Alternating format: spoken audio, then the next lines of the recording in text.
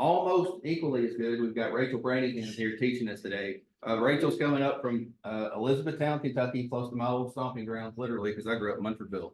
So, Yep. you know, where Munfordville is 20 minutes south of her. She's grown an amazing team, an amazing business she's gonna tell you about. So let's give her a lot of love. She's driven 4.5 hours up here to see us today. So thanks, Rachel. Appreciate it.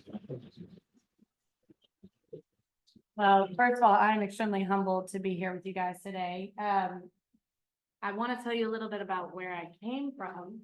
You kind of got to look back to know where you're going, right? So it's important to visit back where you came from and then to have very clear perspective on where you're going. So a little bit about me. I was born and raised in Elizabethtown, Kentucky. It's a little tiny town. About 22,000 people is what I grew up in. However, I was homeschooled, so my environment was much smaller. So really, when I say small town, I mean small town. So grew up there with in a family of 7 kids. I was one of 7. I was number 5 in the list. So my parents had gotten all their mistakes out on my older brothers and sisters. So by the time they got to me, that's why I'm so perfect. So grew up there. My dad was a builder. So I was raised around construction sites, learning very early on what made up a home, and got to witness friends, family living in their homes and falling in love and raising families in the homes that my dad built. I also very early on, due to being homeschooled, was afforded the opportunity to be raised on job sites. I was raised around construction guys, contractors, superintendents, and given the power at way too early, 16 years old, to actually be out there telling people what to do and having them move brick from one side of the house all the way to the other. And they're like, who is this little blonde girl telling me what to do, right? So I was really raised on these construction sites while the houses were being built. So with my character and the person that I am today. So comes in that low income lifestyle when I was being raised. Like my parents, we went through several housing crises. My dad actually built his business from the ground up. So he is who I modeled myself after. He was an entrepreneur. He came to Kentucky from Pennsylvania and had pretty much a bag of tools and started learning, taught himself how to frame, taught himself how to build, and now Brantingham Builders is one of in the top 5% of custom home builders in Brantingham County, as well as developers. So pretty proud of my roots. Growing up, I had no college education. I started in a college, but coming from a family that didn't have a whole lot of money, there wasn't a lot of opportunity for me to be afforded free education. So I kind of worked myself through community college. Never did finish my associate's degree. So when I'm painting a picture here for you is I wasn't given this, massive opportunity. I got married at 21 years old, started working for Panera Bread and grew very quickly with their company, started as an hourly employee, worked my way up to a manager, then I became a district manager and then a market training manager. So I learned that side of the business. I learned leadership. I learned how to work with people. Quickly wanted to come back to the family business and took a massive pay cut to do so. Found myself having my first child back at my Brantingham Builders. And I actually it was kind of a moment for me. I was like, where am I going with my life? What do I want to do? I knew I wanted to take over Brantingham Builders, but I kind of felt a ceiling, right? So I was sitting there at my desk working, we're a small builder, we build maybe 5 houses a year. They were larger custom homes, but my parents they had gotten to the age where they were kind of shifting out of this. They were kind of done. And so 27 years old, my dad worked on my desk and he said, you should get your real estate license. And I was sitting there thinking, I'm about to have my first kid. I do not have time to juggle what I'm currently doing and also real estate. A couple weeks later, he walks by and he said, did you sign up for real estate classes yet? And I was like, no, that's completely out of my mind. I'm not interested. And he said, how about I pay for half the class? So it's the best $300 anyone's ever given me. I signed up for real estate classes and started studying. I spent about 8 weeks studying. I had my first son and really it slowed me down. Finally figured out that the only time to study for my real estate test was about between the hours of 2 a.m. and 5 a.m. because I could sleep from about 9 p.m. to 2 a.m., wake up with enough energy to study from 2 to 5 a.m. I'd go back to bed and sleep about 2 hours, wake up, work an entire day with the little one because I actually took them with me to work. So I found this sweet spot. It worked for me. Don't ask me how, but I took my real estate exam and passed on the first try. So I got into real estate and it was a slow burn. I actually joined a very small mom and pop shop and Didn't really have systems and processes in place, didn't really have anybody to teach me. She ran a very healthy organization, doing sales on her own, but she never really learned leverage herself. So there was nobody in place to kind of help develop me. Spent about 2 years there with my real estate license, just selling basically what was a byproduct of my father, right? Like somebody would come in and want to build a house. What turns out they have to get rid of their other house before they can live in the new house. So, well, there's me, right?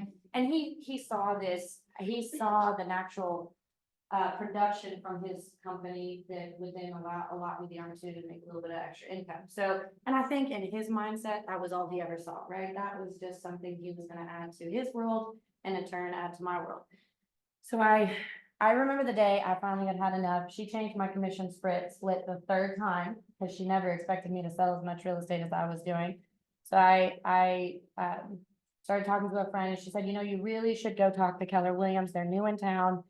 I think it'd be a good fit for you. And I'm like, Keller Hills is that, right? So walk in the door and Kellyanne Harris, the operating principal, just happened to be in the office that day.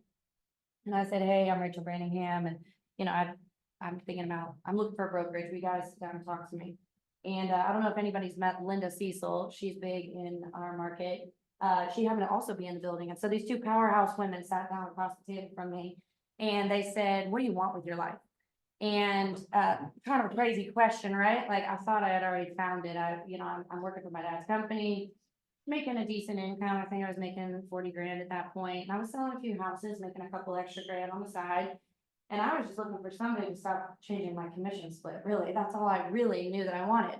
And Kellyanne Harris was sitting there and, she says, I'm a single mom. She goes, I have roughly about 100 rental properties that I own.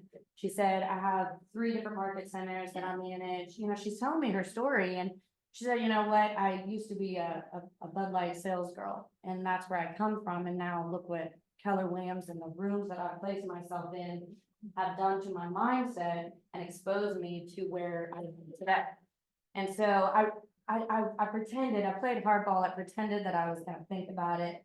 And I walked out of those doors and I called my mom and I was like, hey, I'm switching brokerages. And she was like, okay. And so it wasn't but maybe a week or so later that I walked into Keller Williams and signed the official paperwork and became a team member in the office. And, of course, there's still a little bit of time that you get off the ground. It wasn't shortly after that I found out I was pregnant with my second son. So this is my family. This is Alexander, he's 4, and Maximus is 7. So I found out I was pregnant with Alexander, and about 6 months later, found myself getting a divorce. So there's a moment in time where your life changes. There's probably multiple life changes. I take that back. I got married. That was a massive life impacting change. I found out I was pregnant with my first son, another massive impact. But then getting my divorce was probably the most major one because I got married at such an early age. I was 21 years old. I really hadn't developed my own identity, really had no career. And so he had become my identity. His career was my career, right? So at 30 years old, I found myself completely lost. Who am I? What do I actually want, right? For the first time, there was nobody that was like, this is what we want. This is who we are going to be. It was just all on me.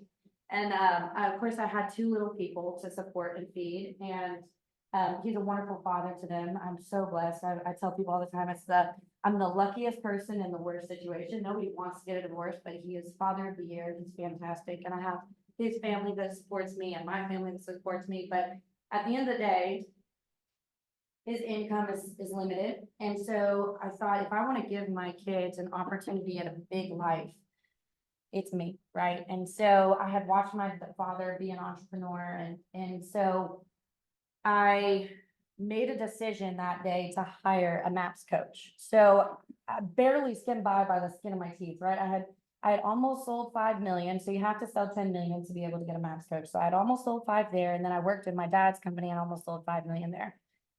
I'm telling you, when I didn't know how I would pay my mortgage. And so I remember my first call with Ashley Miller, my MAPS coach. And she goes, what'd you sell last year? And I'm like, I don't know. She goes, well, what do you want to sell next year? I have no idea. She was like, well, tell me a little about yourself. Well, I'm a mom. I'm single. I guess my divorce is in process. Like, I work for my dad. Okay, what's your growth plan here? I don't know. So it was really a blank slate. So what my point here in coming to this moment is clarity of vision and the power of that. So Ben asked me to talk to you all a little bit about growth, right? And I think growth really starts with you being absolutely crystal clear on where you're going. And if you don't know where you're going, real estate opens doors. Real estate, there's so many opportunities in real estate, and that's a pun, right? But it's like everywhere I turn, there's an opportunity, and they will take you off course very quickly, right? Yeah, I talk to agents every day where she's like, well, I found this new coach that's going to teach me this new program. I'm like, well, this is the 5th program we've tried in a year. You should probably just stick with one, right? And I think as I've moved into this company, the doors just keep opening, the opportunities just continue to open. So my real estate coach made me take an entire day, and mind you, I have no money. I just hired a real estate coach that's $1,000 a month that I can't afford. I don't know how I'm gonna pay my mortgage. We had just finished building a home that I had dreamt about for my entire life. My dad helped us build it, but I really didn't even know if I could afford the mortgage on the house, let alone everything else. The divorce hadn't been settled yet. But she told me to go take an entire day off work and turn off my phone and sit in a coffee shop and figure out what I wanted my life to look like. And I sat there in that coffee shop, and the first hour of it was tears. It was mourning what I had lost, and then the rest took over. It said, okay, what do I want? Who is Rachel? And I still have that piece of paper. I actually ended up framing it and putting it on the wall. And it's funny now because I look at that paper and I think, wow, she was still so limited in her mindset. But I wrote things like, I want to run a real estate team. I wrote things like, I want to have a property management company. I wrote things like, I want to be well known in my community as a pillar of my community. I want to be looked to and sought after for her knowledge and understanding. What I found myself actually developing was a brand, not so much me just selling real estate. It was a shift from being just an agent that quickly sold houses and was a forgotten person to them, that they only thought of me the next time they wanted to buy or sell a home. I wanted myself to be put into a position where I created change and affected change in our community. So fast forward, who I am today, I run a real estate team. So we sold $30 million last year. Our goals are to sell 50 million this year. So keep in mind, that was 3 years ago that I didn't know who I was. We started a property management company last year. So the property management company just celebrated their 1-year anniversary. And we went from 30 homes, was my first owner that came to me and asked me to support him in property management. And now we have surpassed 250 homes. And I meet next week with an opportunity to take on 500 more. So less than a year old, right? I'll tell you the secrets. So the other thing, we started a short-term management business. We are the fastest growing, largest short-term management business in Hardin County. In less than 8 months, we've gone from 0 properties to over 20 that we manage. I have since bought 5 short-term rentals myself, and have a portfolio of over 2 million, 3 million, almost 3 million now. In real estate that I personally own. My kids are thriving. My oldest has severe ADHD. And so the priority has always been, and what this career has given me, afforded me, is flexibility. And so I make all of his therapy appointments, and I make all of his school functions when I need to check in on him. And of course, like I said, I've got a great support system. So that's where I am today. And I'm standing in front of you guys, mind you. There's about a 10-year-old little blonde girl that is freaking out inside of me right now, that I have the opportunity to stand in front of you. It's extremely humbling.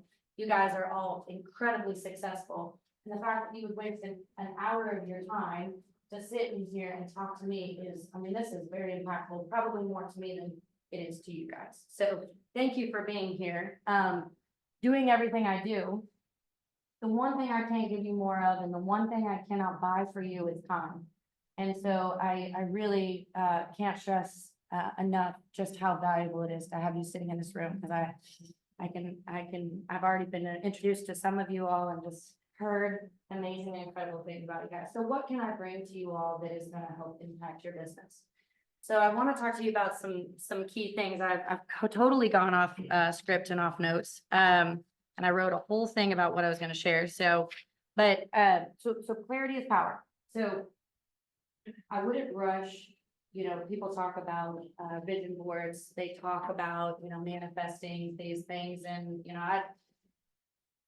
the only thing I can say is it is real, because 3 years ago, I had no idea what it was gonna become and who I wanted to be. And everything that I put on that vision board has come to pass and it is true.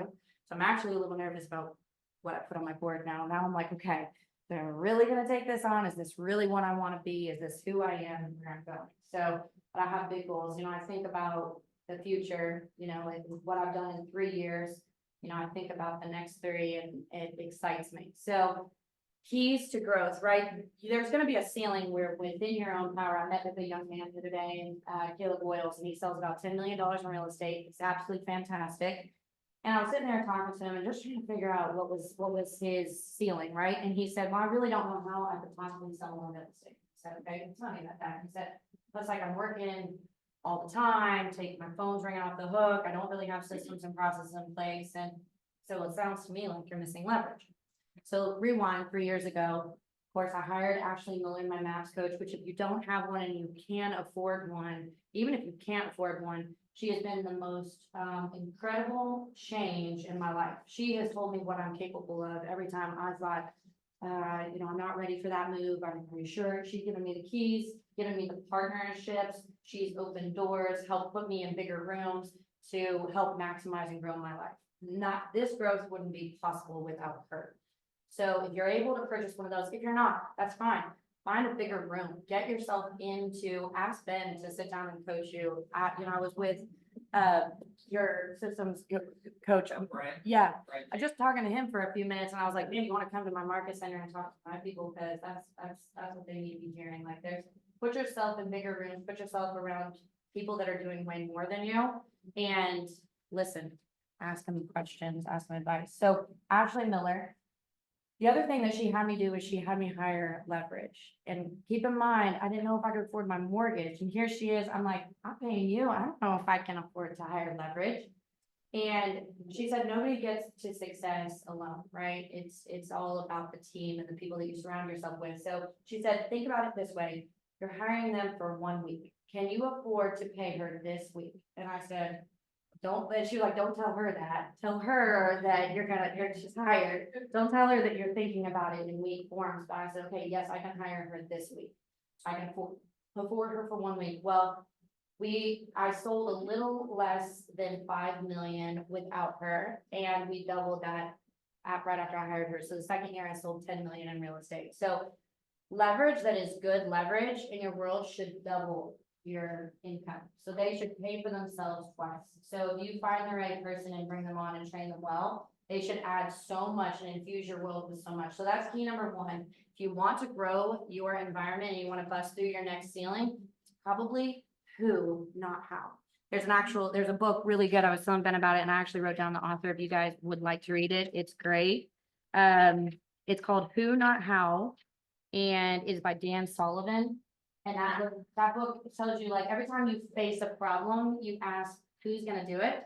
Not how am I going to do it? And that will change your thinking, right? Like, okay, for example, we spend $0 in leads. I don't buy a single lead. What we do is we stay in touch with our database, and we do that by hosting large events. Well, large events require lots of support and to pull them off, and it requires partnerships. So every time I look at this, I'm like, oh my gosh, the event's going to cost that much. Well, who's going to pay for it? So, okay, who's going to put it on? So now my team is really, I've got a large team on the Brantingham property side. I've got almost half a dozen people that manage that business. I spend about 5% of my time in there. I handle the top 20%. I talk to the owners. I manage when there's a massive fire. But I really have a very limited amount of time because that's one thing I can't get more of, right? So I spend about 5%. And then what I've done is I've hired people that are way smarter, way more talented, way better at their jobs than I am. And I put them all in place, and that business runs basically on its own. And I just get a paycheck from it. And I'm the face. Of course, I'm the one that gets their problem. I got to handle it. But, with my short-term management business, that business is one that you talk to these tenants 24/7. And it's all kinds of things. It's the TV won't work. It's the toilet won't flush. It is like any little issue is my issue. Well, now I've built that team out. I've got two people that run that. And then I have another team that actually furnishes the units. And so we have a furniture business that we actually will, you give us the keys to the property, and we will fully stage it, we will fully operate it, and you just step back and receive your mailbox money. So all that to say, who not how, look at every single problem and add more leverage, even when you think, okay, I can only afford them for this week. And let them know, like, I tell them, I'm like, you guys are part of the growth here. Without you all, like, we're going to not be able to operate, or I'm not gonna be able to keep you employed. But a good leader, they're gonna get behind you. They're gonna be so excited. They're gonna champion you. Every single person I add to my team, I swear, I don't even have to do sales anymore because they're selling it for me. They're the ones saying, hey, I got another client that wants to talk about short-term management. Could you meet with them this week? Now, hey, I've got another opportunity for real estate. So back to my real estate team, I have 4 agents and 2 operations people. I have a director of operations and a lead listing coordinator. We're about to add another operations person. Of course, we have exec assist who does all of our marketing. We've got CPAs and things like that. So my team is pretty massive. So the second thing that I want to talk to you about is your team. So I was talking to a friend of mine the other day, she's about to have a kid. And she goes, yeah, you need to teach me how this babysitting thing works. And I said, well, here's the thing, you need to have a roster, okay? Like, you need to have a babysitter that's your main, then you need to have like 4 others and your moms and stepmoms on, all those people. Like, raising kids, they say what it takes a village. In the same way, you as an individual need to look at, I was in KW Wealth last week on Monday, and I had heard from Brett Tanner. Keep in mind, Brett Tanner sold $100 million in real estate himself. His team sold $1.3 billion in real estate. And he's talking about the importance of your team. And he said, you know, your car insurance staff, does he realize he's on your team? And do you have the right person in that place? So even if you're a solo agent right now, I would challenge you to look at everybody in your world, your hairstylist. Does she realize that she's part of your team? You are paying her. She in turn should be thinking about how she can support you. And I would start asking people, say, hey, you know, you do my hair. You know, I'd really like you to be, is there any way that I could be your top agent that you're promoting when people are sitting in your chair? How do I earn that spot for you? Because I pay you to take care of me. Are you taking care of me? And so he talks a lot about like, who is all of the key partners, who's your financial advisor, who's your CPA. So really creating a team inside of every aspect of your world, not just looking at your real estate team, but really coming up with the team that you're already working with, and are they in the right position? Don't be afraid to fire them.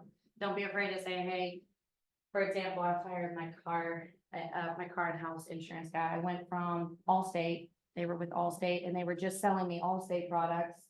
And I went and talked to a broker who can sell across all insurance platforms. And he was like, well, I'll shop your rate amongst 20 or 30 different options, and I'll find the best option, and I'll bring that to you, and I'll sit done. So he's constantly shopping my rate. So be careful about who you have on your team. Those little things will add up to major changes in your world. So importance of leverage. I want to talk to you about brand. So going back to when I was creating my world, I meet with a lot of agents, and they talk to me about how they sell real estate and what that, for example of that, I met with a guy, and he said, I sell almost $10 million a year in real estate. I said, congratulations, awesome. Where do you get your leads? And he said, well, I get them all through Zillow. I paid for them. I said, well, what do you spend on average? He said, between $8,000 and $10,000 a month on Zillow leads.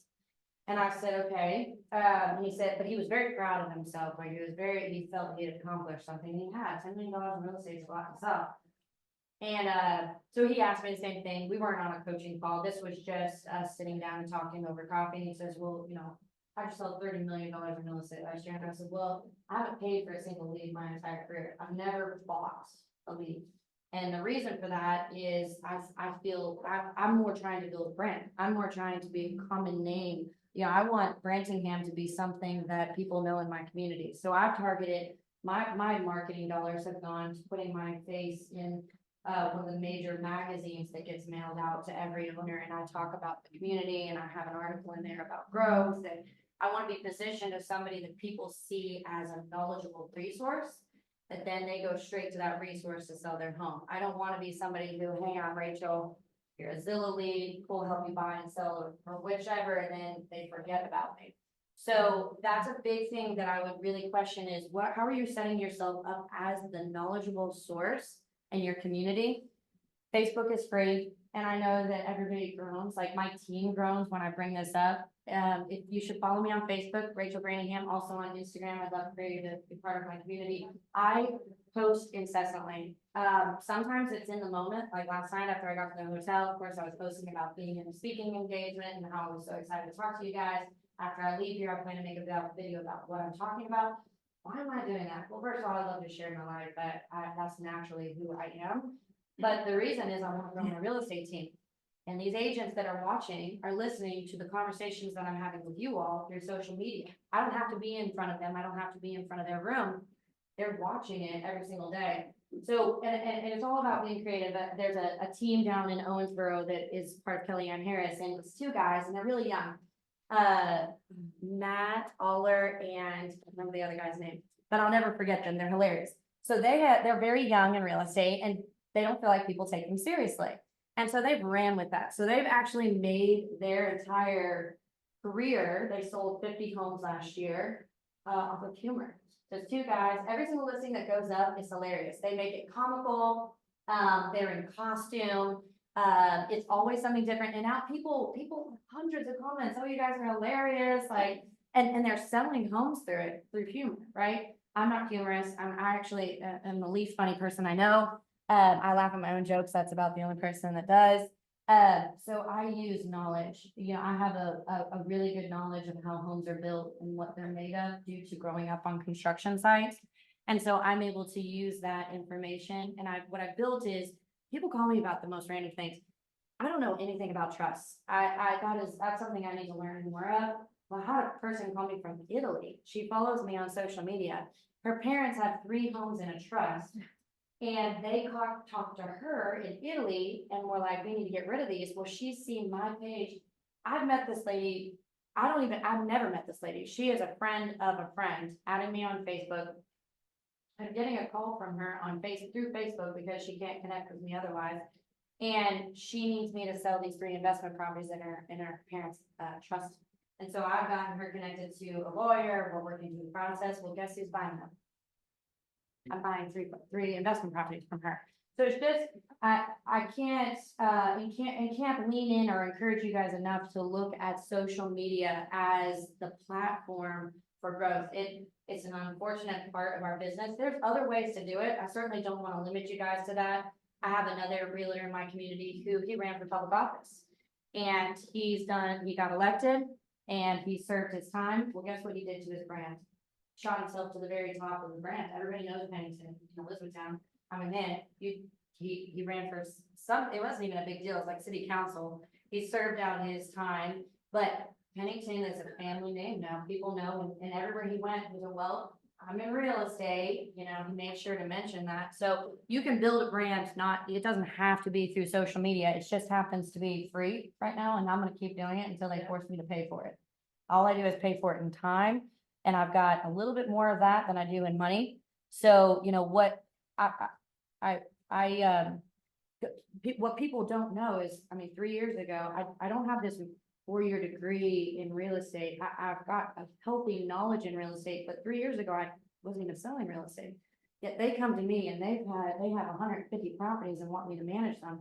And then I've got an $8 million listing from that. I've gotten a $1.5 million listing. These are really smart CPAs that are trusting me with their business based on how I've set myself up on my social media platform. So I can't lean into that enough and encourage you all to find your niche, find a way to make yourself a common household name. Otherwise, you will always be chasing the business. It will exhaust you. You will burn out. You will wear out until that business walks in my door. Like I don't lead gen anymore. My team lead gen. I got too many businesses at this point, but I'm always lead gen. At 24 hours a day, I am looking for my next buyer or seller, and I'm having conversations around real estate every single place I go. I was at the bar the other night celebrating with my brother who sold a big property, and he was so excited, and we had a drink, and comes up behind me, hey, how's the real estate market? Well, I don't really want to talk about this right now, but sure. Launched right into it. Well, he's meeting with me next week. thinking about buying or selling and getting involved in investing. So I just talking too much on one subject. Sorry, I get carried away on these things. So, and then I guess really leaning into ancillary opportunities. You know, I look at my business as an infinity sign. Somebody taught all of these things that I'm telling you I've been taught somewhere. These are none of my original ideas, okay? Put yourself in bigger rooms. I went to KW Wealth last week and brought my wealth building plan, and the goal there is to get to $50 million in assets. And so I sat there listening to Brett Tanner, obviously super successful. And I thought, man, I really don't belong in this room. Like, I mean, I'm sure I'm an investor, sure I've got these investments, but I was humbled sitting there. I'm sitting across from Kellyanne. Keep in mind, she has 150 properties now. Her net worth is way exceeded mine. And she goes, man, I'm just feeling so humbled right now. All of this stuff that you're sharing, I could be doing so much more. Everybody feels something, okay? So it's not, put yourself in those conversations and challenge yourself. But ancillary businesses, so I want to talk a little bit about that. And it doesn't necessarily need to be a company that you start, but I would create partnerships with other companies. I know you've got a builder in the house. That's awesome. So my parents, I took their database and I said, hey, if you don't mind, I'm gonna use your database to build my real estate business. And they were like, that's fine. But what it's actually done is my real estate business has built their building business. So we went from on average building about 5 homes a year to building over 15 homes a year. My brother, who is taking over the company, does not want to grow anymore. He's unlike me. He's happy with it. He's developed a life by design. And his life is, I want to be at home by 5 and I want to be off on the weekends. And so I'm super happy for him. He's met his goals and now he's building his family. And but find yourself a builder that you work closely with and start sharing them, because what that's going to do is through them, you're going to receive questions and comments on building. Every build client I meet with, I met with one last night before heading here. They sat down, they said, hey, we're thinking about building. And they told me their budget and they told me what they want. And I said, okay, so here's what we're gonna do. We're gonna start looking for your lot. And if I can find you a lot to build it on, we'll build it. If I can't find you a lot to build it on, but I find you everything on your bucket list, do you wanna buy? And they said, well, we'd love to buy. That would save us a whole lot of time and heartache. Well, I tagged Maria, one of my agents on my team, to find them this house, because guess what? We've already got 15 houses on the books. My brother doesn't want to build anymore. So I just found myself a buyer, right? I just found myself a client. And that's how all of my businesses, you know, I spoke earlier on the 250 properties that we manage. I had one of the owners came to me and he said, listen, if I could sell these 34 doors, I don't love them. They've kind of been a headache for me. We've done a lot of work to them. If you could sell them, I'd like to buy these. There's another opportunity nearby that's like 50 some doors. And he said, so I'd like to sell those at this point and move it all over here. Well, that was an $8 million listing. So I have an $8.3 million listing on. Keep in mind, 3 years ago, I wasn't even selling in the state. You know, so I'm in out of 500 agents in our MLS, I'm in the top 3 agents. So in sales, and that's competing against people who have been in the market for 20 plus years. The other 2 ladies that continuously to kick my butt have both been agents for 20 plus years. So I tell them all the time, like, give me a little bit of time, I'm coming for you, right? But maybe not. You know, I hope to not be selling real estate in 10 years. I hope to build a team that's so strong that my brand that I have created sells real estate, not me. I actually would like to kind of be out of sales by that point and just be running the organization and you know, and I really think I've only just begun, you know, going back to the coffee shop. I wrote out this Disney. So Walt Disney talked, and I don't know if some of y'all probably have seen it. Walt Disney way back when he drew this big old map and it's got, well, he wanted this and he wanted this and he wanted this and he wanted this. And that's what my real estate coach said. She said, draw out your Disney. So I drew it out. It was small, it was only probably this big. Well, I'll tell you what, my new Disney doesn't fit on a single 8.5 by 11. Like, I need a poster for it. Like, the opportunities keep rolling in. I'm an investor in a title company now. I'm about ready to buy into a mortgage company so that my mortgage company who does construction loans can service all of my dad's construction loans. And I'm getting a piece of that. And then all of our loans that we're doing in-house. So the mortgage company, I just bought a commercial building, $1 million commercial building. Have the opportunity to actually buy into the Keller Williams in my community. We're moving Keller Williams into my building. My businesses are all moving into the building as well. We're bringing in some other companies as well to this 9,000 square foot building that I'm gonna be the owner of. You know, it's just, the opportunities just keep on rolling. So if you're limited, it's most likely leverage. There's no way for me to go out and buy a $1 million building if I'm dealing with the paperwork on my transactions. Best thing I ever did was hire a $50,000 admin who churns out all of my paperwork for me every single day, so I can be here with you guys, right? So I can be buying a $1 million building, so I can be developing a new company. We just registered our LLC to start a contracting company. So my other brother, who's in construction, he has partnered with me, and we are hiring a couple of contractors that are going to service all of my real estate transaction needs, as well as every agent in our community. So what that's gonna look like is basically, what's the natural product of a transaction? Probably repairs, right? On every single house, there's some kind of minutia that has to be taped up, fixed up before you can close the deal. Well, rather than giving that away to somebody else, I want that. So, and I want my team to walk in the door with polos on and professionalism and representing my brand. And I want them to handle it rather than some roughneck contractor who I get a call back on and they didn't do right, and they didn't do this, they didn't do that. So we're putting all of that in place, that we're actually gonna have our own contractor crew that goes in, and they're gonna be called closers. So closers go in when you need something done, you need it done quick, you need it fast, you get it to the closing. So we're working on that. So the sky's the limit.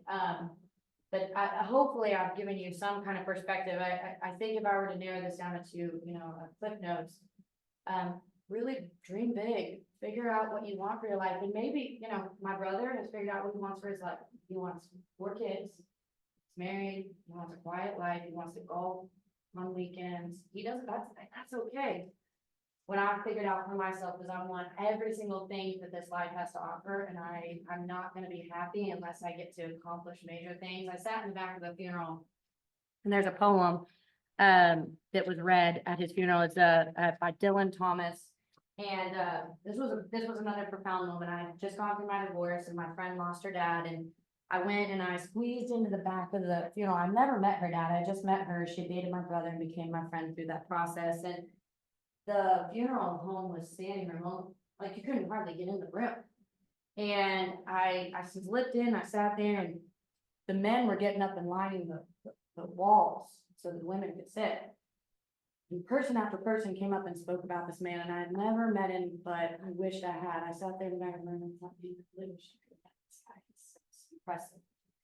And they read this poem by Dylan Thomas, and the ending says, "Do not go gentle into that good night, rage against the dying of the light." And basically what the poem means is death is coming for all of us. And, it's a very sobering thought. I'd ask you to do something for me. This was actually something I meant to do at the beginning. So the average lifespan is 90 years. That's if you live your entire life. That's if, you don't die in a car accident or something of that, right? So the average lifespan is 90. So I'm 34. It's quick, easy math. Minus 90, minus 34 from 90. You end up with the amount of years you have left. Then you times that by 365. So I have 20,000 today. I have 20,238 days if I live to be 90. That's how many days I have. And when you start to think about your life in that, it's very easy to spend time, right? We just go through our day, and we're busy, and we're running until you stop. And, I've lived a lifetime in 3 years. There's that life altering moment of that divorce that said, now I live. I think before then I was just going through the monotony of my day, but I've lived life in the last 3 years. And so I actually, they sell them, they're called, excuse me, they're called the big ass calendar. You probably seen them on TikTok. It's a big old calendar, and you go through it and you put all your stuff on there. And the challenge there is to put on the days that you're gonna spend with kids. So I call myself a part-time mom. I get my kids 50% of the time. Well, there's nothing more sobering than going in there and writing mom on the days you're the mom, okay? And realizing that 50% of the time you are going to miss with your children. Well, how are you showing up the other 50% of the time? Are you on your phone? Are you taking a real estate transaction because it's a priority that day? Are you going to show houses and leaving them with your mom? I'm only a mom 50% of the time. And when you take that big ass calendar and you put it up there, you write mom at the bottom. It's very sobering. When you look at the number of 20,000 days, and that's if I live a great life and don't die early. All of that to say, you know, there is no time to waste. And that's where I go back to you all just sitting in this room to spend this time with me is so humbling. If I leave you with anything, it's just the understanding that like, we're all on a very limited amount of time. That's why I'm bigger go home. Like I'm either going to live it all out and I'm going to spend every bit of my energy to make this massive impact. You know, I have people calling me in single moms who are going through divorce, and I have the opportunity to encourage them that there is life through this. And, you know, I have agents that are floundering, that can't find their footing, and they come in and they sit across from me. And, you know, that's all made possible because I have decided to live in a very unique way, which is just all out, you know, and it's risky and it's scary. And there's some days that I think I can't do it. And I'm like, you know what, I'm gonna go get a tent and live in the desert. I've just decided I'm not doing this.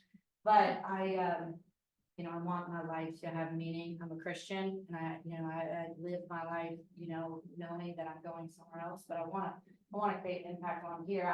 I'm proud to employ over 15 people and give them the opportunity. We went to for Christmas, I took them all to a restaurant in Louisville.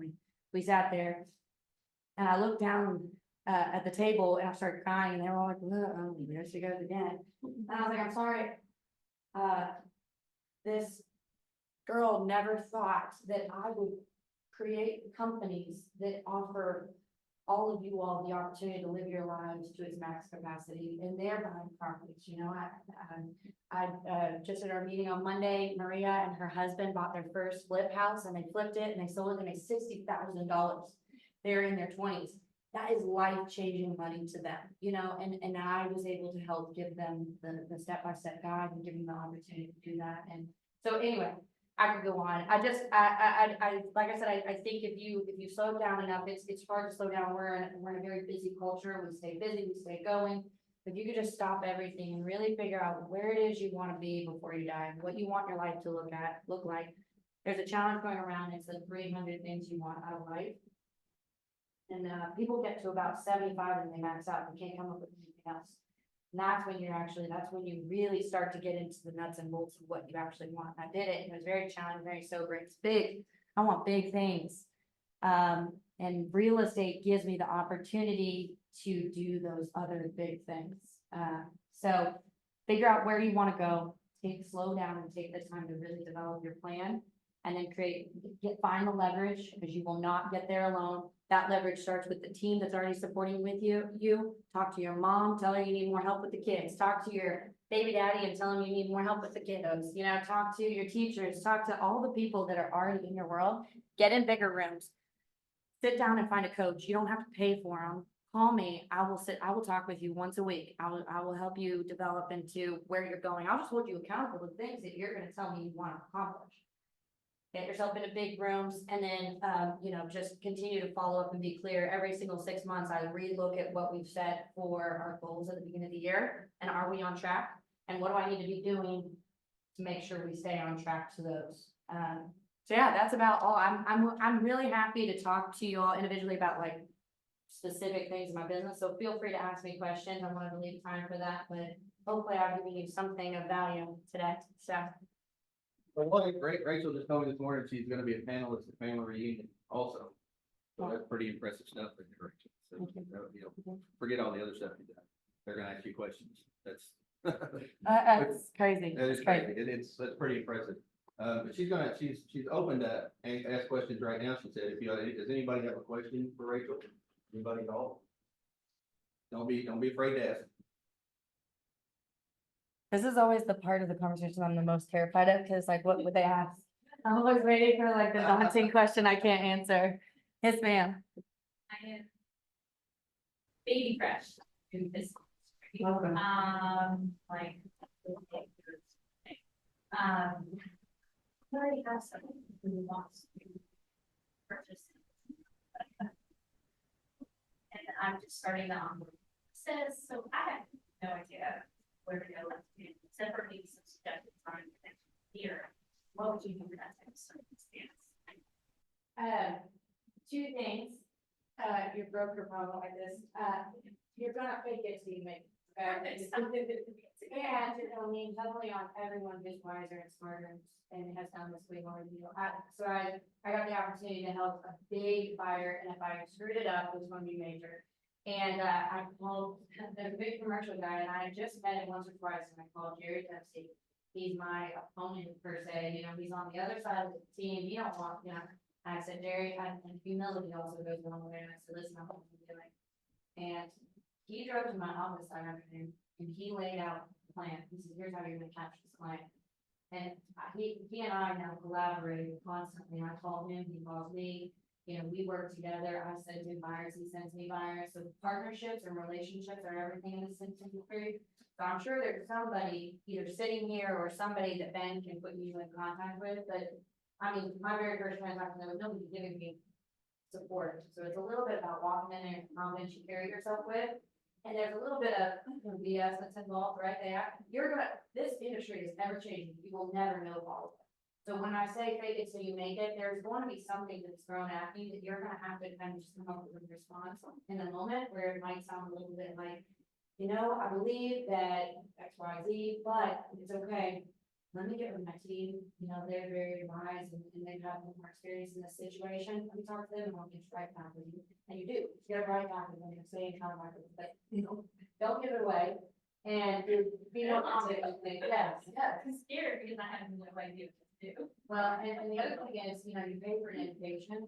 You either go to college and you pay for a college degree, or you fail at something and that's an education.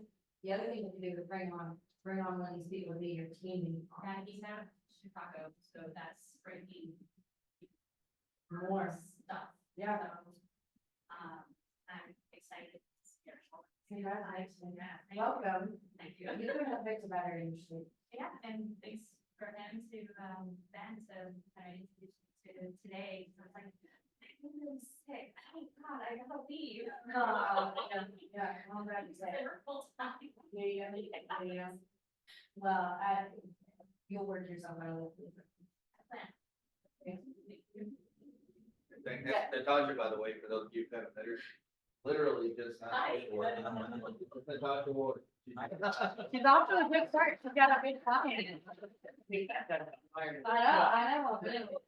You got this, Got it? Could you talk a little bit about just your team, like the structure a little bit as far as like the agent side of that? And Sure. like when you guys meet, like how often and what do those meetings look like and like how organized? Well, and one of the reasons people ask me all the time, I get calls all the time trying to get me to go to another brokerage, and they ask me why I choose to stay with Keller Williams. And this reason, they have roadmaps for this kind of thing, and Ben, you could probably get in those. So they've actually laid out like, just as if you were a solo agent, you're adding your first person, here's who you add, and what position you're adding. And then, okay, you reach a certain sales goal, and then here's the second person you add. The first time around building my team, I didn't follow it very closely. I ended up kind of in a little bit of a pickle, so I've had to restructure my team. So what it looks like is, and I have a whole chart that I could send to you, but basically I am the rainmaker.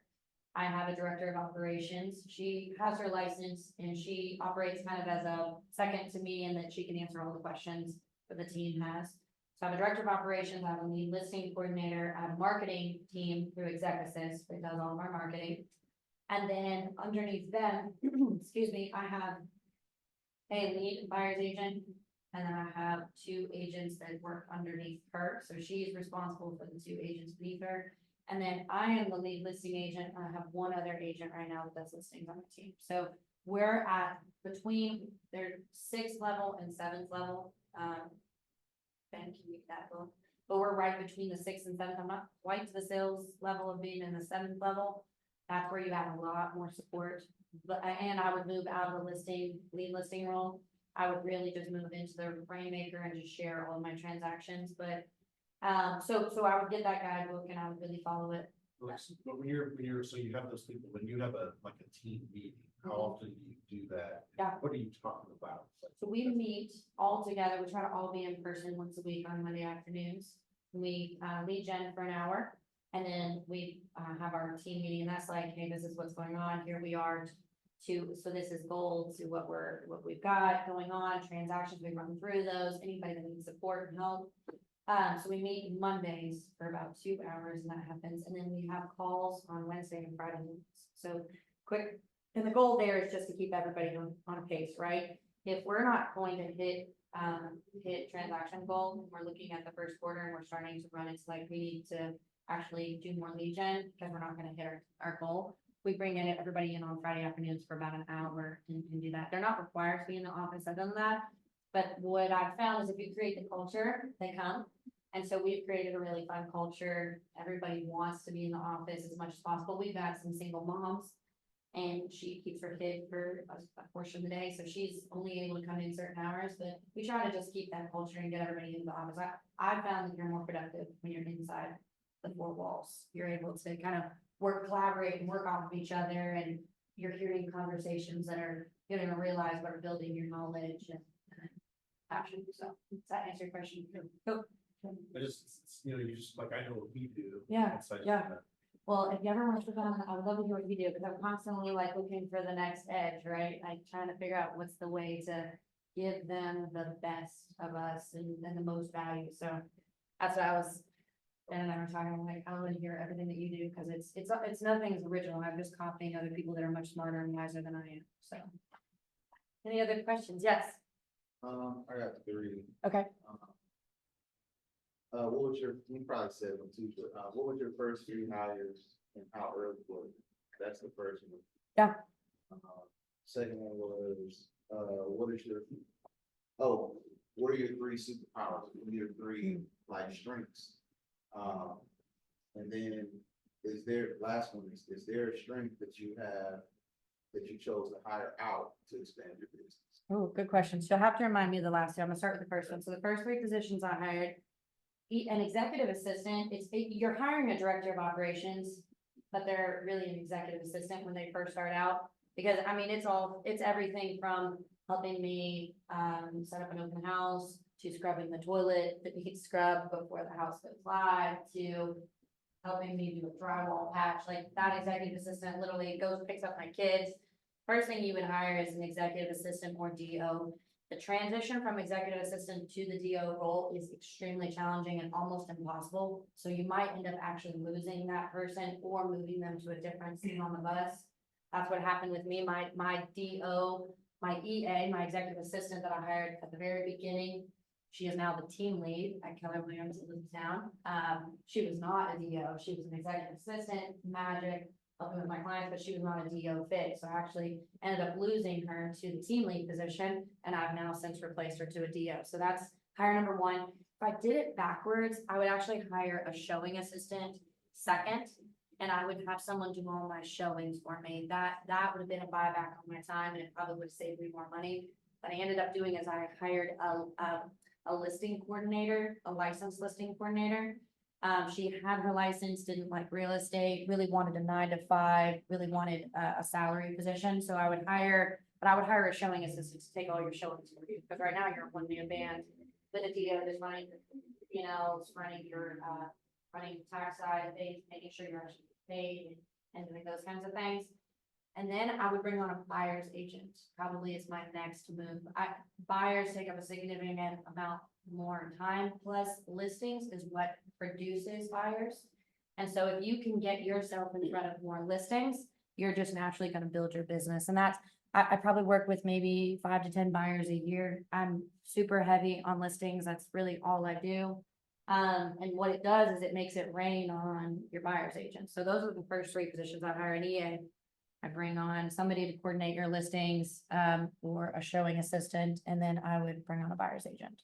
So your second question was, what are my top 3? Oh, how early? How early? I hired my executive assistant when I couldn't afford him. I thought I would just keep him for 1 week. And I remember when we passed the 6 months with her employed, I was like, guess what? You've been employed with me for a whole 6 months. And she's like, yeah, why? Like, why do you care? I'm like, I didn't know if I could keep you for a week, let alone 6 months. So thanks to you. And she's like, you should have told me that. But no, she's been wonderful. I wouldn't be in my position if I hadn't hired her when I did, because I would never have thought so big if I hadn't been forced to. Sometimes we stay in a position because we're never forced out of it. Sometimes we stay somewhere because it's comfortable and it's safe and it's easy. Well, I'm telling you what, hire a little leverage into your world and you start selling real estate like crazy, right? Because you suddenly realize, I got mouths to feed. It's not just me, you know, if I fail, they fail. And so, add some leverage to your world and man, that'll get you up in the morning. So, what's your second question? Where you use powers or strengths? I have to only name three. I'm kidding. Your top, I should say top. I'm kidding. I think, my ability to connect with people is probably one of my number one. I can find some way to relate to every single person. You can relate to them, you earn their trust, they start to feel comfortable around you. You know, I've gone with some of my agents and, you know, I'm here to sell real estate. No, you're here to connect with people. And I think that goes back to the branding. Every single person I meet, the first thing I think is who are these people and how do I get to know them? How do I get to connect with them? And it's generally some way, you know, they're like, oh, sorry, I'm running late. My son's in basketball. My son's in basketball. How old is your son? Oh, he's 10. Oh my goodness, mine are 7 and 4. Tell me about it. Blah, blah, blah, blah, blah. Suddenly we're having coffee. Okay, I sold this house. And this lady, there's a lot of words I can use for it. It was horrible. It was a nightmare. It was awful. She was insane. Nitpicked every single thing about this property, all the way to the closing table. We get it closed. I'm like, never. Like, I literally was like, don't put her in the database. I don't want to accidentally run into her ever again. But she messaged me on Facebook because I guess, I don't know, maybe I blocked her number. She messaged me on Facebook and she's like, hey girl. And I'm like, first of all, I'm not your girl. And she's like, so guess what? I'm going through a divorce. Shocker. And she's like, I would really love to hang out with you. And like, you just are I'm so impressed by you. And I'm thinking, I would rather die. I lost years of my life in that transaction. I put me up at night. But anyway, she felt so connected to me. So connection with people is my goal. And that's you find something to relate with people, then they come back to you because they feel like it was funny. I was out somewhere the other day and this girl, she says, oh, Ashley really doesn't like you. What'd I do to her? She was like, well, y'all were like best friends back in the day, and she just feels like you don't ever reach out to her. I said, best friends, I only hung out with her maybe once or twice. Well, I had made such an impact on her life in those once or twice hangouts that she assumed that I was her best friend, and it really hurt her feelings when I stopped talking to her, I guess. You know, to me, it was just a part of who I am. And so connection, if you can find a way to relate to people, then you earn that. Two other superpowers. I see the best in people and I see their potential. So, and it's actually a fault and it's a pro and a con. In the dating world, it's a con. In a professional way, it's wonderful. I have the ability to find the good in everyone and I can develop it out of them and I'm by coaching them, right? And I'm just more, I can see it inside of them. And so I have a way of walking through the world where everybody is good and everybody, has good inside of them. And so I actually really value that about myself. I'm able to develop a team and bring out the best of people. And then the third thing, long suffering. I can do just about anything for a very long time and suffer through until I succeed. And so, I will, Dave Ramsey has a quote. He said, I can do, what is the quote? He says, I can do anything for a short amount of time. Well, there has been a lot of amount of time that I have sprinted. So you talk about real estate as a marathon or a sprint. You have to get a business where you can it's a marathon, whether you will burn out. But I don't burn out. I can do the hard things for a very long time. And I have to get to where I'm at right now. So I will outwork you. I'm not smarter than you. No way. I'm not smarter than you. I walk into a lot of rooms and I talk to people and I'm like, listen, you all are way smarter than you. I'll outwork you every day and parts on Sundays. That's my thing. And then your third question was? Is there a strength that you have, that you chose to hire out to expand? Yeah. I really love property management. I talk about only working in that business for about 5% of the time. I actually nerd out over it because it's all people, right? It's all connecting with people. And I'm actually part of a text thread right now. Somebody's dog is peeing on somebody else's front porch and they're all worked up about it. but I can't, I have to force myself away from that, otherwise my other businesses suffer, so yeah, I've hired out a lot of things I love, I really love the short-term business. I'm really passionate about that business, but I can't stay there, I gotta turn it off, otherwise I will lose other footprints that, so my bread and butter is with sellers and buyers, and I probably like that least, you know, out of all the other companies, I really like building houses, I really like that, but, so absolutely, but I have the opportunity to do a little bit of everything, and I think that's part of why I love real estate, you're in a different position every single day, never doing the same thing twice, so. Good questions, thank you. Anything else? Oh, yes. What was your first step into Yeah, okay, so my first step was what everybody else views as a fake.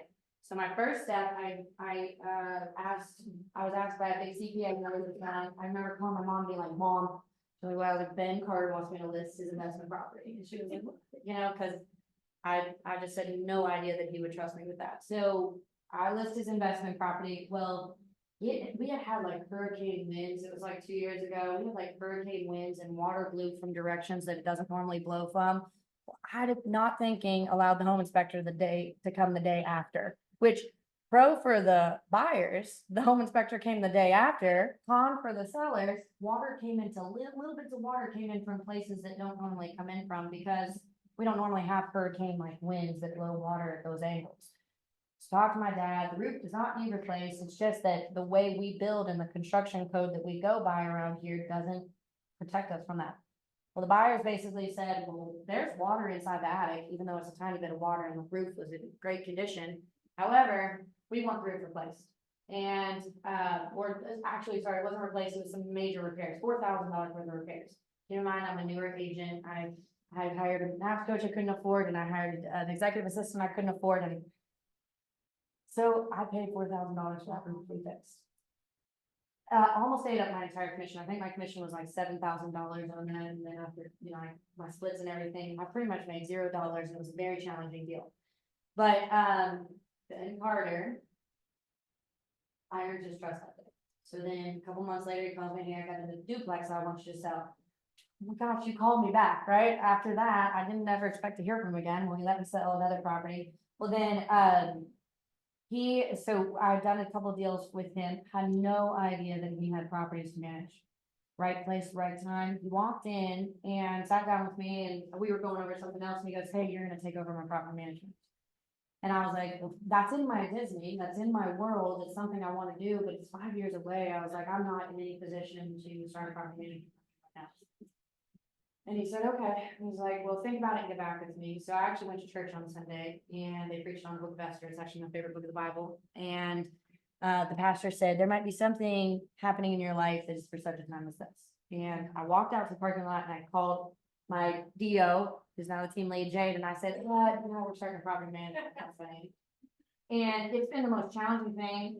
God calls you to things that are not always easy. I can outwork anybody. It drove me to my knees. It was actually very, very challenging to start a property management company. I had a lot. I didn't know what I was doing. I had never managed property before. Nobody that I knew did it, especially not well. There were some bailing companies around me, but I called everybody I knew and said, hey, who's doing property management at a really high level that I can talk to? And I got a couple contacts. I had some masterminds with them. We bought the software. That conversation was in September. My LLC was in place. We took over the properties in September. My first day, I was sitting there. It's not funny, actually. The lady in the house, the night before the police had been called, they were shooting off guns in the parking lot. Police took her to jail. She actually ended up dying in jail. But she was a porter. So the house, you couldn't even walk in the front door. You walked into like a solid wall of stuff. Plus there was 3 pit bulls in the home. They locked the pit bulls inside the house and wouldn't let me access the home because technically there's like a whole lot of laws around property management. That's another thing. You do real estate, it's very different from property management. So my very first day, I have a video of it and I sent it to my family. I was like, well, it can only get easier from here. I had 2 sheriffs, I had animal control, I had $8,000 in dumpsters. It was a nightmare, right? That was my first day on the job. So, but you know, now, you know, it's about 6 months worth of really intense labor and hard work and leverage, hiring the right people. So find one person, will give you the opportunity, you just need one person. And that might start with 5 properties that you manage, and you're just doing them from September to November. I was doing 35 properties with pen and a paper and Excel spreadsheets, and did they pay or not pay, and using their lease agreement, until I was able to find the right room and the right resource to then develop quickly my own software. And it's not about how you're going to do it, it's who's gonna do it with you. So, once that opportunity presents itself, you're gonna have to move really, really fast to put yourself in the surroundings that are gonna support the opportunity. So if I had drugged my feet, you probably would have moved on to somebody else. So at 35, like I said, is now turned into 250. And then, like I said, maybe keep your all's fingers crossed, maybe 500 by the end of the month. So. Good question. This is something that use. Buildium. There's a couple other ones. Buildium is great. It's the most user-friendly software out there. You move from Buildium, it's really when you get to like over 400 properties, because it gets a little cheaper. The software cost is a little expensive, but it's so user-friendly that when you're getting started, that's, in my opinion, I've done a lot of demo software things. Would you say you have to come out? So you just. We broke even. I'll tell you, you wanna know how much I made from my property management company? $0. Okay, and it's the hardest business I've ever started. So I have yet to be paid from that company. Now, this year I'm set to make $40,000 and I'm spending 5% of my time. So like when I talk about paying for an education, you're either going to a 4-year degree and you're graduating with X amount of dollars in debt, or you're spending a year of your life building something that you make $0 from. So I haven't made a single penny. It's all been invested back into hiring and development and systems but at 35 properties, I've been able to pay one person 25 grand to support me. So it's pennies. Property management is pennies, right? And so like, if you think about it, 35 properties, let's say they're all renting at $1,000. So they're 350 times 35 a month. And then you got your operating software, just insurance, CPAs, we gotta do payouts for 35 properties, and that's a whole lot of, you gotta have a CPA that does all of that for you. So I would try it now.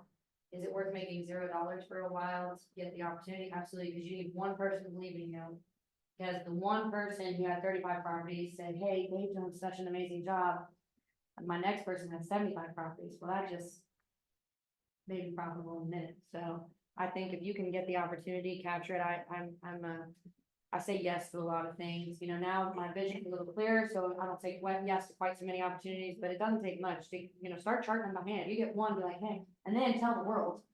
You better believe that when I got those 35 properties, I told every single person I knew and Facebook that I'm in property management. And if you know anybody looking for property management opportunities, come talk to me. And now I have people that I don't even know calling me saying, hey, would you manage my properties?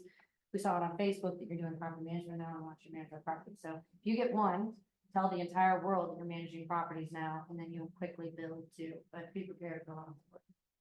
Is your property management company with Keller Williamson? It is. So my property management company is its own brokerage, brokered by my broker. So we pay a little bit to my broker to keep it under his license. So you would just want to talk to, that works for me and my broker and my operating principal. And so they view it as a win. Like I said, it generates sales that then go back to my team. And so they view it as a win, and it brought in buyers.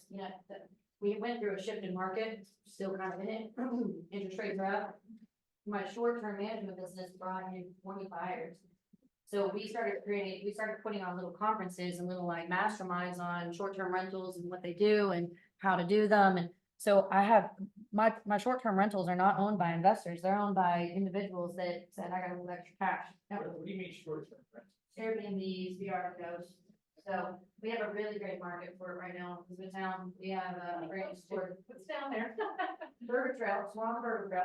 Go on Burger Trail. So, yeah. Yeah, we're getting a brand new battery plant in our backyard to forward the growing a ton of workers. So, I mean, just about everything is rented with 4 guys. We have a brand new sports park that it's one of 4 locations that has these massive tournaments. They're like 2-week-long tournaments. So that brings sports sharing. So once again, it's just looking for opportunity. Yeah. Needle in a haystack. I'm like, wait a minute, this kind of goes in line with what we're already doing. So, but it may, that may or may not be fit for me. Do the Airbnbs. Yeah. Yeah. I love it. I nerd out of it. It's a lot more like hostess type stuff. Like, I like to have little gifts when they arrive. Right. And know what they're coming like. One lady, she's been coming for her Uncle Leroy's 90th birthday or whatever, so I will present the Leroy on the table when they arrive and tell them happy birthday from us. So you're a super host. Yeah, I have all my properties, like, I will brag about it. My team has done a great job, and we are super hosts on all 20 properties, so I'm pretty proud of that. Yeah, they work really hard, they're great ladies. So. Do you have anything on your Disney that isn't real estate related? Yeah, I do actually, and I'm working on this, and they say what you focus on expands. So I want a brunch spot, and I want it to be capital B, brunch, so I want it to be in line with my Brantingham brand. So I want everybody to know that you're having brunch at Brantingham. So, I have a past in the food industry, and I said I would never do that again, but I think once again, it's just something I have to have, like, it's not anywhere in my world. There's actually a lot of things I would like to run for public office. I think having a bigger impact on my community is something that's a priority to me, making bigger change for my kids and their futures. So I would like to run for public office at some point, and that's part of that, working my way out of sales. By the time I'm 45, I don't want to sell real estate at all. By the time I'm 45, I just want to be running companies and working in my community. So that's way outside of housing industry. So yeah, there's a bunch of things. So, and it's funny because the more you do, the more you want to do. The more you're like, wait a minute. I got 15 people that work for me that depend on me.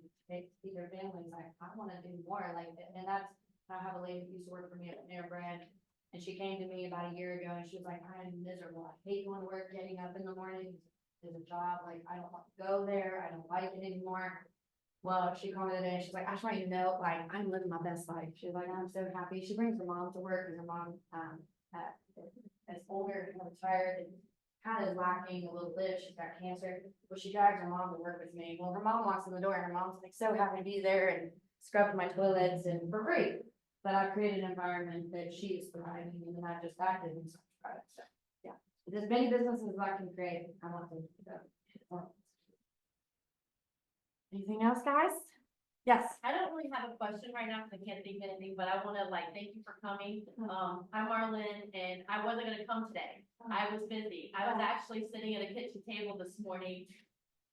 I might be emotional because I get emotional because my life has changed dramatically in a year. I didn't sell real estate a year ago. Wow. And so to hear your story today, I'm like, it's like a mirror image. Only I was like maybe 15 years young or whatever. I live this way. Like, I want to live this great big life. And I was sitting at a kitchen table with my executive assistant. I don't know how I'm gonna pay her.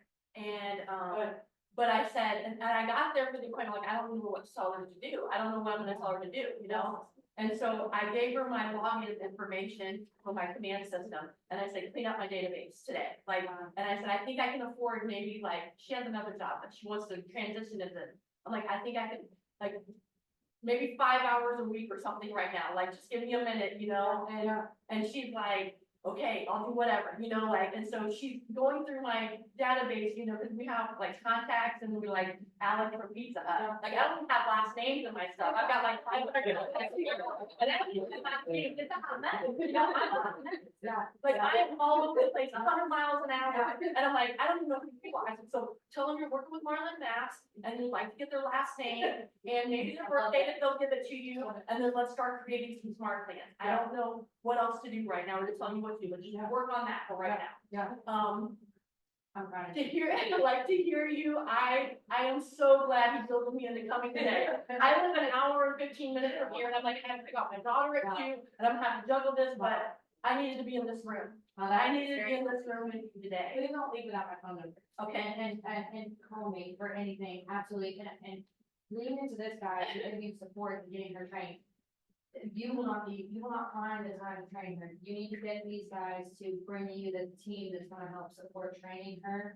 And I'm so glad you don't know how you're gonna pay her. I'm actually so glad if you don't, because it will get you up in the morning. It will force you to do better, be better, do more than you've ever done. well, 2 years ago, I heard God tell me that I was gonna live a great big life, bigger than I could have ever dreamed or hoped or imagined. And so I'm hiring her based on the vision of it coming to pass, not what's right in front of me right now. Because I believe what he said, like, and he doesn't, like, he's not alive, so, no, I know what he said to me, I just have to start getting people into place to live this great big life, and I still don't know why, I don't know why. Amen. But, and what I want to tell you is a rainmaker. Our rainmakers, we are chaos, we are all over the place, we are unorganized, we go into my desk and it looks like a bomb blew up, and it makes sense to me. You see my deal, she's got everything neatly organized. That's my girl, that's the girl, You don't have to, for you to bust through the ceiling that you're at, you've done the right thing, hopefully with the right person, if it wasn't, you figure it out. Yeah. Get a new one, don't stop, don't give it up, get training for her, and I promise you, it will be the best thing you ever did for yourself. I mean, I sit across from these people, I'm like, thank you, you're the best gift ever given myself, so. Thank you for doing that. thank you for being here, and I'm so glad I came in this room today. Well, I can't wait to go get my cell phone, like, Yeah. can you keep me updated? Good, good, good, okay, awesome. Well, really, thank you. Yes, give me my number, oh, here, perfect, yes. Yes, and. I've got her number if anybody needs. Yeah, it. yes, text me, and, we'll set a time, I'd love to know how to call you again, so, yeah, cool. Any more questions at all? Anybody? No? I love your reference to you'll outwork anybody. It goes to one of my favorite quotes. Anybody remember the quote? It's an athletic quote. I use it in coaching all the time. Is that hard work beats talent anytime talent doesn't work hard. Every day of the week. So when I was coaching basketball, I said, give me 5 guys that want to win. I'll beat 5 talented guys any day of the week and every twice on Sunday. I'll do it every time. Yeah. Yeah. Thank you so much for coming, Rachel. This was amazing.